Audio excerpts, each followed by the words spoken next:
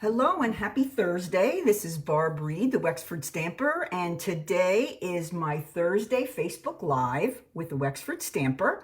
And I am an independent Stampin' Up! Demonstrator here in Pennsylvania, in York, Pennsylvania. And today I am going to be sharing with you my little snowflake box.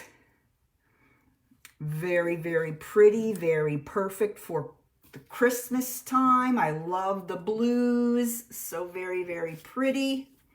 And before we get started, I just want to show you, hi Mary, I want to show you what I'm using.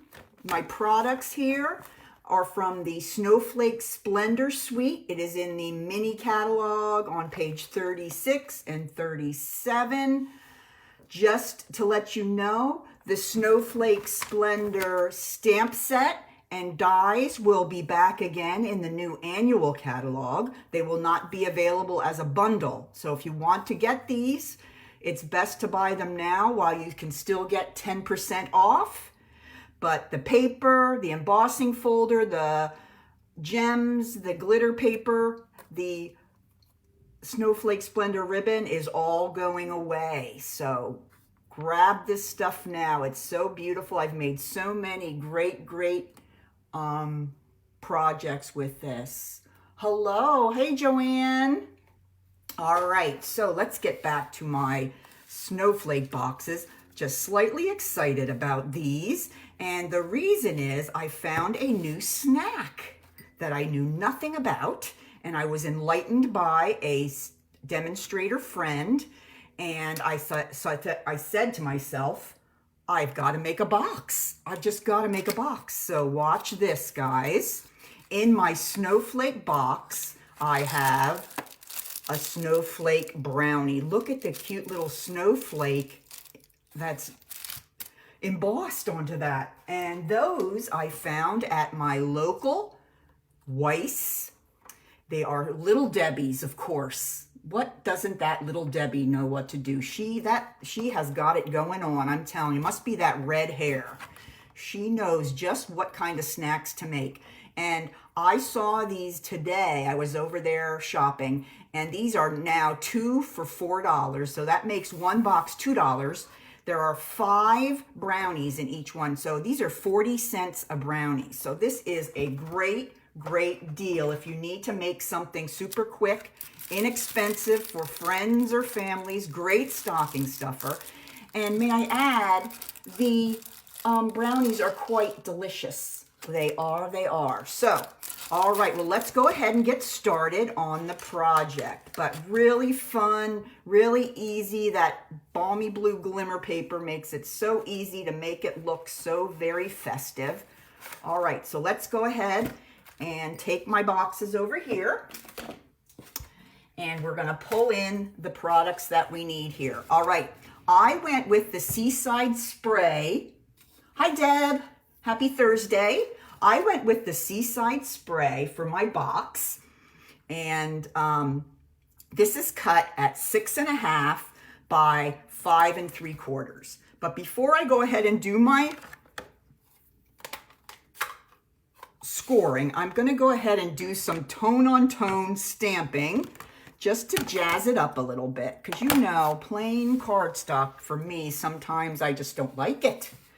So let's go ahead, and I'm just going to take, let me show you the little, this is the stamp set. It is a photopolymer set, and I'm going to be using just this little stamp here that has the tiny little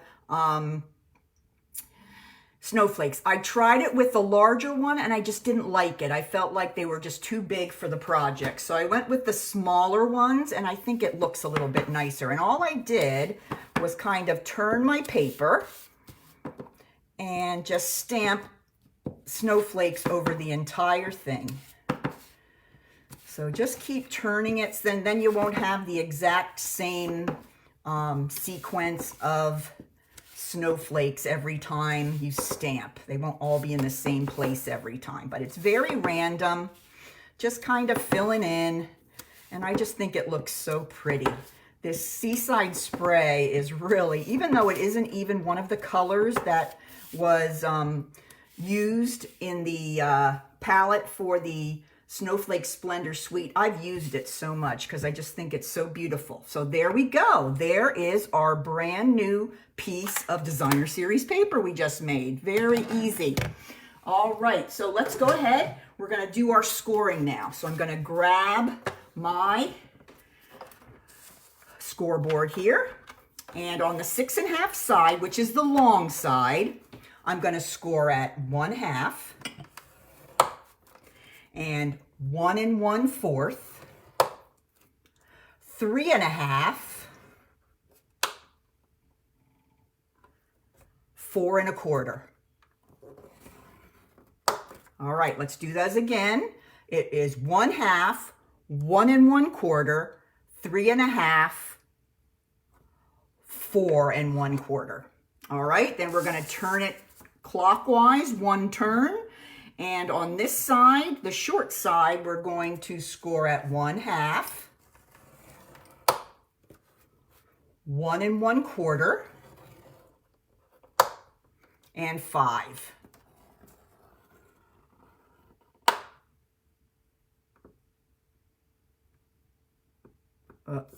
Ooh, I just noticed my paper's too short. Uh-oh. Hold on.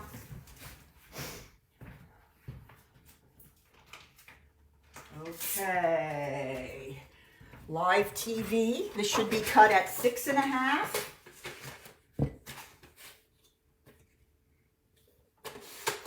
All right. Using my trimmer here on my lap by 7 3/4. Okay. Not 7 5, 6½ by 5 3/4.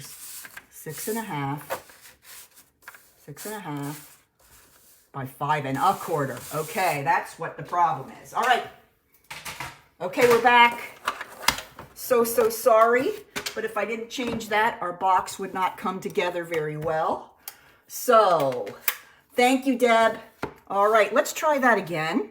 Okay, this is, I said the right dimensions, but my paper was not cut in the right dimensions. This is 6½ by 5 3/4. Okay, I'm doing my tone-on-tone stamping again using my Seaside Spray ink and the lovely stamp from the Snowflake Splendor Suite.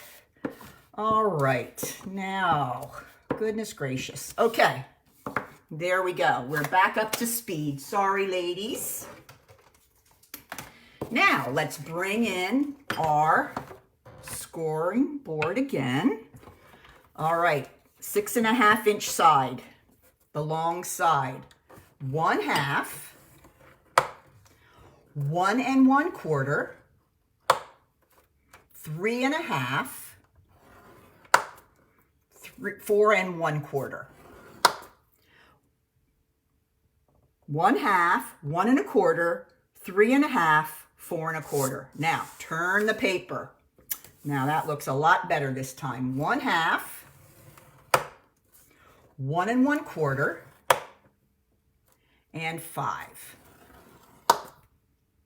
All right, that's it.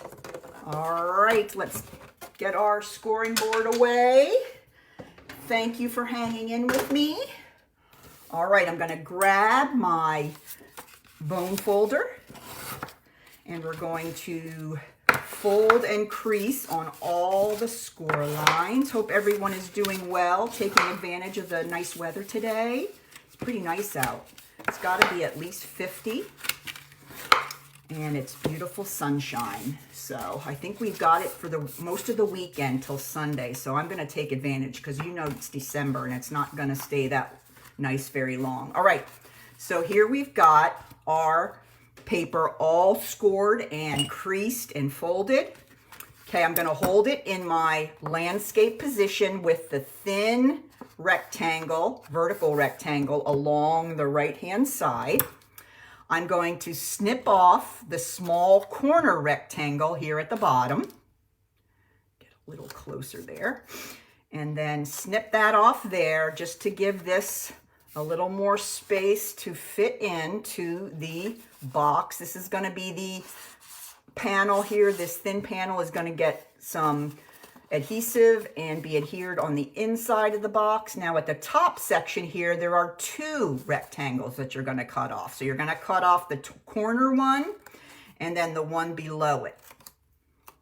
Okay, so now we've created our panel there that's going to be adhered to the inside of the box. All right, so the one that has just a single panel along the bottom, that is going to be the bottom of the box. So we're going to cut up all these vertical score lines here.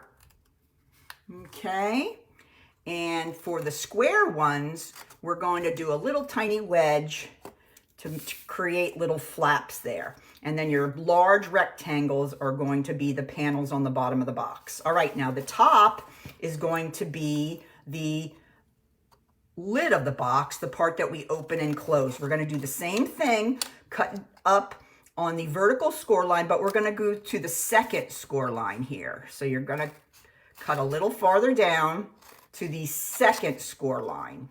Okay, again, we've got the smaller flaps. We're going to first cut off the top little square and then cut it into a flap. Same thing here. Cut off the top and then make it a flap. All right, now you're going to turn it back in the portrait position. We're going to fold over this first little flap here, and we're going to cut off that entire rectangle. Okay, this is going to be the front part of the box. This is going to be the part that folds inside. Okay, so last thing I want to do here is go ahead and cut the little corners off there to make the flap that goes inside the box. So there, I'll let that lay there. There is how your box should look when all your cutting is completed. All righty? Okay, now let me think what's next. We're going to go ahead and adhere it together. We're going to grab our tear and tape, and I'm going to put a piece of tear and tape along that thin panel that we were working on at the beginning. All right. And then I'm going to turn it over, and I'm going to put a piece of sticky strip along the inside of the bottom panel that is opposite of where we cut the panel off, because this is going to be the last panel in when we fold up the bottom. Okay, so now I'm going to grab my pick tool, and I'm going to go ahead and take the backing off of my tear and tape. Going to turn this over now, fold this side over. So I'm folding on the second vertical score line. Then I'm going to just fold the other side over, and then it is going to line up exactly and make it very easy to create a perfectly squared off box.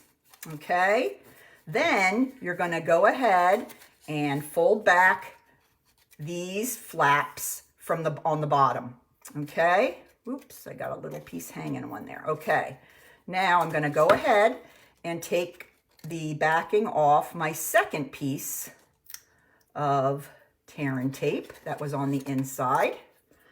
And then I'm going to do this. I'm going to go little flaps first, back flap, and front flap.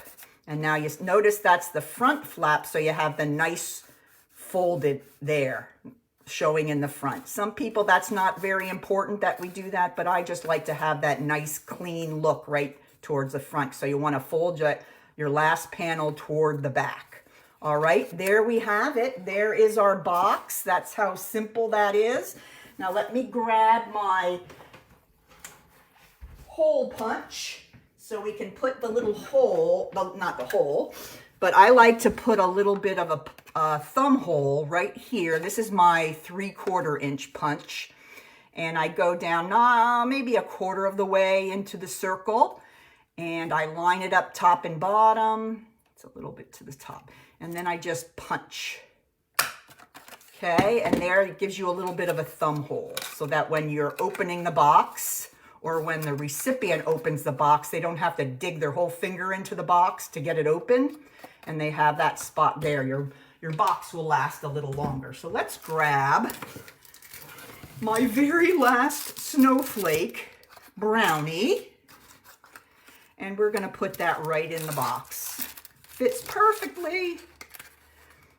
Now I learned making these boxes that when the brownies or any treat is in a plastic bag, there is a chance that there's a little bit of air inside the bag. So you've got to allow for a little more room than you would normally because the bag takes up space too, and it doesn't deflate when you push on it because the air stays inside the bag. So that's something I learned. It took me a few tries. Now I'm bringing in a panel here, and this is for the front of the box, and this is cut at 2 inches by 3.5 inches.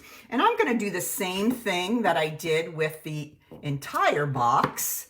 I'm going to go ahead and put more of these cute little snowflakes on the white panel. I just love how that looks. Don't even need the DSP. If you don't have it, you can make your own. So there you go. There is my panel. And now I'm just going to go ahead and take my glue, and I'm going to put this panel right on top of my box. Okay. And that will go like that. Alrighty. Okay, now let's move on to our embellishing. Okay, we are going to use this. Now this is from the annual catalog. This is scalloped linen ribbon. And this came out when the new in colors came out. So Seaside Spray is a new in color, and they had ribbon to match each of them. And I just think it's beautiful, beautiful ribbon. So it is a little thick. So I decided not to make a bow on this box, but just to make like a little knot, and I'll show you how that goes. Okay, I just cut off a piece of the, let me get that name again. It is scalloped linen ribbon. That's in the annual catalog with the in colors. And I'm just going to take a piece and I'm going to tie it around the box. All right, so first I'm just going to do a left over right. Now I want to try to keep the knot pretty flat. So what I do is I fold over like this, and then I'm going to bring that end back and through, and I twist it so that both ends show the colored side up, because they're not the same. If you look on the back, it's not the same, but I kind of twisted it through so that I would have my colored ends on both sides. And now I'm keeping my knot fairly flat, okay? And then I'm just gonna cut the ends of these ribbons, this ribbon on an angle there, and there you have it. So that would be a little bit easier than a bow, because it is a little bit of a chunky kind of ribbon. So that would be a little more difficult to tie in a bow. All right, so let's keep moving on. The next thing we're going to do is the Snowflake Splendor has some fantabulous dies that go with it. I love these. I've used these a lot. Any of you have done on any of my other classes and things.